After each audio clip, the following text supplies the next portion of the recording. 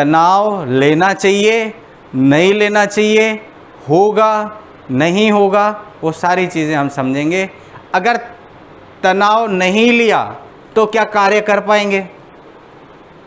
आप अगर सोचो ये सीढ़ियाँ जो है ना, 25 सीढ़ियाँ हैं, ये मैं नहीं चढ़ पाऊँगी और तनाव होगा मेरे शरीर को, ये सीढ़ियाँ जो है मैं चढ़ के नहीं जाऊँगी, तो क्या अपने आप फर्स्ट फ्लोर पे आ जाएंगे क्या? वैसे ही सोच लें, लिफ्ट भी खराब है, सीढ़ियाँ भी नहीं चढ़ के जाएंगे, अब कैसे पहुँचेंगे? क्लास भी पहुँचना है आपको। तो बिना तनाव के तो जीवन है नहीं।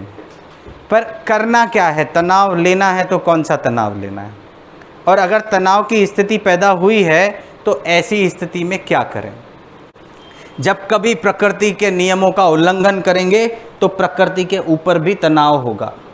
ये देखिए, प्रकृति के ऊपर अगर हम तनाव देंगे तो क्या होगा? बारिश, बिजली कड़केगी, है ना? ये तनाव की स्थिति है।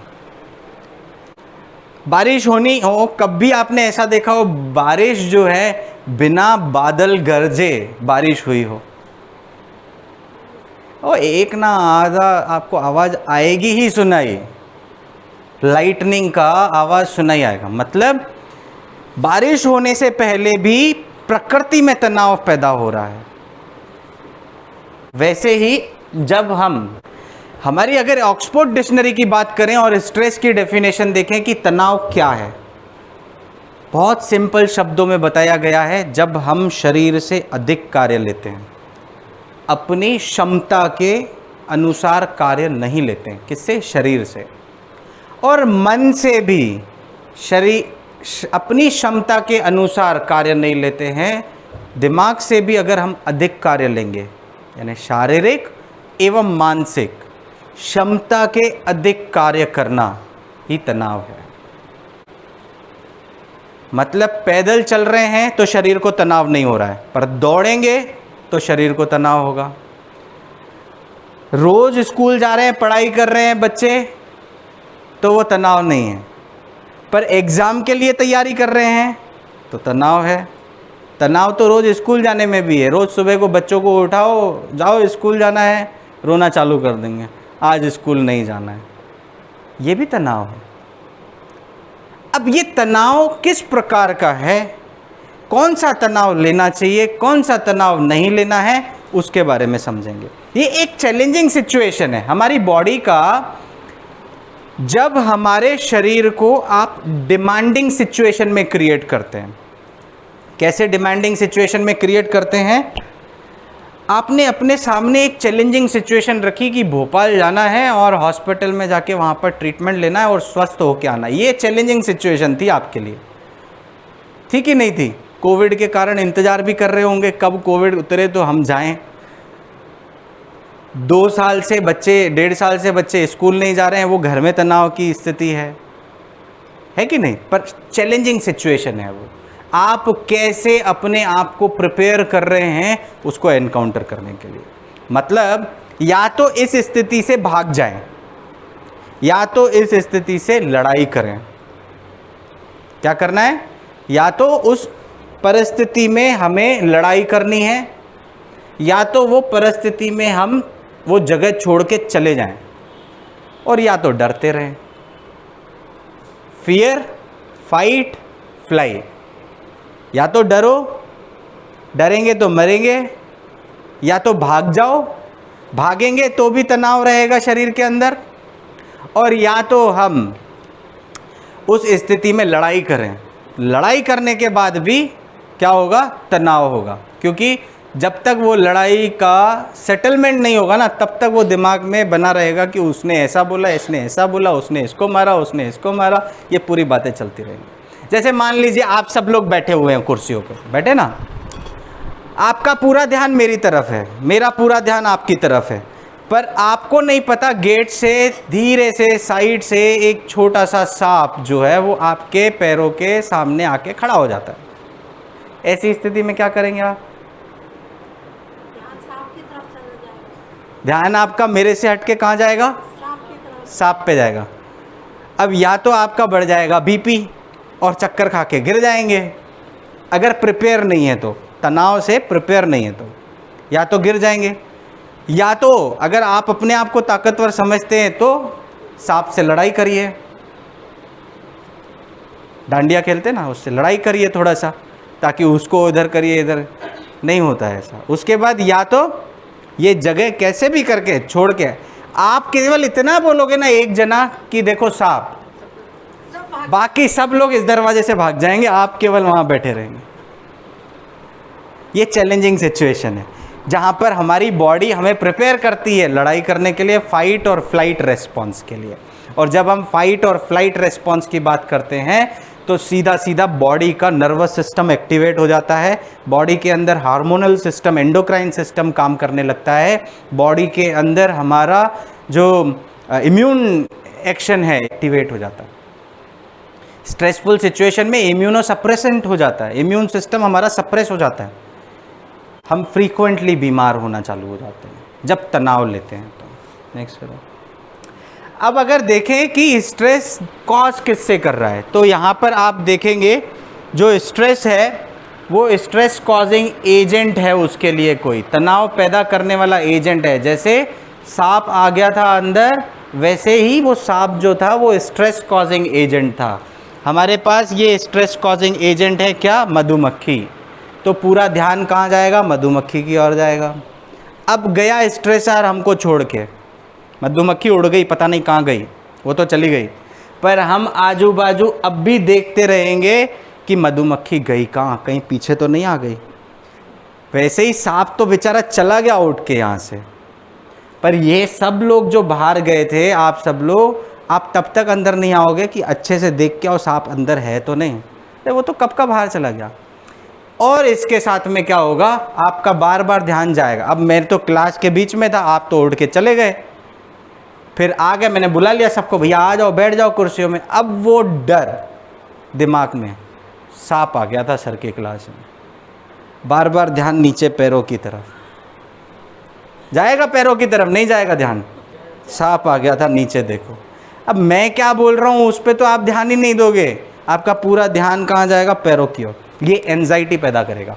एंजाइटी मतलब स्ट्रेसर तो चला गया, स्ट्रेसर चला गया, स्ट्रेस कॉजिंग एजेंट चला गया, बचा कौन, शरीर के ऊपर जो प्रभाव छोड़ के गया वही हमारी तनाव की स्थिति पैदा करी है उसने, उसको हम कहते हैं एंजाइटी। स्ट्रेस जाने के बाद भी हम एंजाइटी स्टेज में होते हैं, स्ट्रेस के जाने के बाद भी हमारे शरीर की, हमारे फेस की, फेशियल मसल्स की, हमारे फेशियल एक्सप्रेशंस की हवाएं उड़ी रहती हैं। या तो जीवन हंस के भी गुजार सकते हैं, या तो दुखी होके, मुरझा के और मायूस होके भी गुजार सकते। गुजारना तो है ही, गुजारना तो है ही, फिर हंस के गुजारो या मायूस होके गुजारो, हमारा क्या दायित्व बनता है, हंस के गुजारना। और जब हंस के गुजारेंगे, यही एग्जाम्पल आप देखना, जो पीछे वीडियो अभी आएगा, एक और क्लिक करो, ऑब्जर्व करो, ये सब बात कर रहे हैं, इनको पता नहीं है आपस में कि क्या होने वाला है। आप देखेंगे इस आदमी के पैर से सांप नीचे की तरफ आ रहा है, अब इसको पता नहीं, अब इसने देखा, वो सब तो भाग गए उठ के, पर ये तैयार नहीं था उस स्ट्रेस के लिए, ये स्ट्रेस को फेस करने के लिए तैयार नहीं था, जिसके कारण वो उसी टाइम चक्कर खा के गिर गया। जब हम अपने शरीर में तनाव को फेस करने के लिए रेडी नहीं होंगे तो हमारा शरीर ऐसे ही रेस्पॉन्ड करेगा।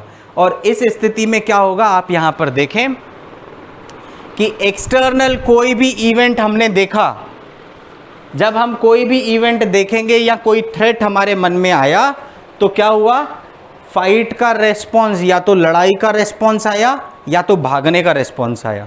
ये जैसे ही आया हमारी हार्ट रेट बढ़ गई, हमारी पल्स रेट बढ़ गई, हमारा रेस्पिरेटरी रेट बढ़ गया, हमारा पसीना आना चालू हो गया, हमारे बॉडी का मेटाबॉलिज्म सप्रेस हो गया, इम्यून सिस्टम सप्रेस हो गया।